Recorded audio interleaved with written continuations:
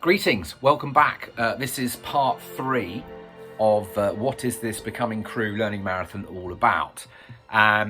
In this part 3, in this film, I'm expanding a little bit more on the theme of the Learning Marathon and two particular questions or provocations, as I would prefer to see them as, that I'm going to throw into the mix and invite 11 people to gather around with their own specific challenge and mission in this Becoming Crew theme. So, one of the fundamental reasons that we're facing into a ton of issues in our world right now is, I believe, because our relationship with the natural world is broken. On one hand, we've sort of treated the natural world like this kind of endless resource, destroying, extracting, creating, and then kind of dumping the impact of these very, very toxic systems that we've created for so long now that, you know, the air that we breathe, the water that we depend upon, and the soil that's fundamental for all life to exist are all breaking down. I mean, they're literally breaking down. On top of this, we have stripped nature from our lives, particularly in Western global north. You know, we've stripped it out. We've stripped it out from where we live. We've stripped it out from how we work. We've stripped it out from learning. We've stripped it out from how we create and make. And also, you can see that the human spirit, you know, human health and our sense of belonging is also breaking down. And it's interesting, these two parallels, human health and planetary health, are intimately entangled. These things are, you're starting to see this everywhere. You can see evidence everywhere of these breakdowns happening in our cultures. So, one provocation, one question that we're going to throw into the mix in this Becoming Crew Learning Marathon is, how can we learn to think like nature works? How can we learn to think like nature works? Inspiration for that question, or that frame, I guess, in some ways comes from Gregory Bateson, who was an anthropologist, a writer, a great systems thinker. And he said the major problems in the world are the result of the difference between how people think and how nature works.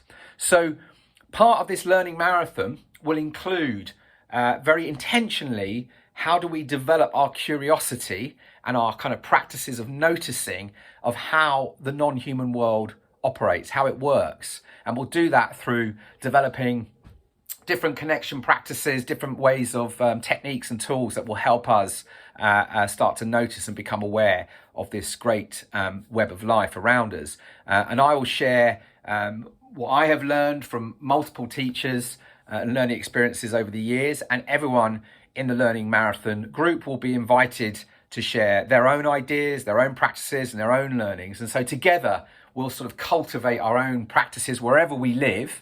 And through that, we will begin to learn more about ourselves, more about those around us, and this great kind of web of non-human life, you know, the world we have not made, and that creates the conditions for all of our lives. And all of that kind of noticing and all of that learning begins to become fertilizer for our ideas, our projects, our ventures, and our actions. So that's the first provocation. The second provocation or question that we're going to gather around and have in the mix throughout the 6 months is, how do I become an active participant in co-creating this future I desire? Or how do you become an active participant in co-creating the future you desire? So how do we develop experimental practices in our daily lives which are informed by kind of different ways of knowing the world, which help us evolve our ideas, our projects, and ultimately our own selves? And sort of, again, inspiration for this question, I guess, would come, a nice way of thinking about this is from the activist Edward Abbey, who said, sentiment without action is the ruin of the soul. Now, you know, we're all carrying, as sentient human beings, creatures, we carry a lot of emotional intelligence. We carry a lot of feeling and intuition and more. And what I often notice in the world is is a lot of that is suppressed.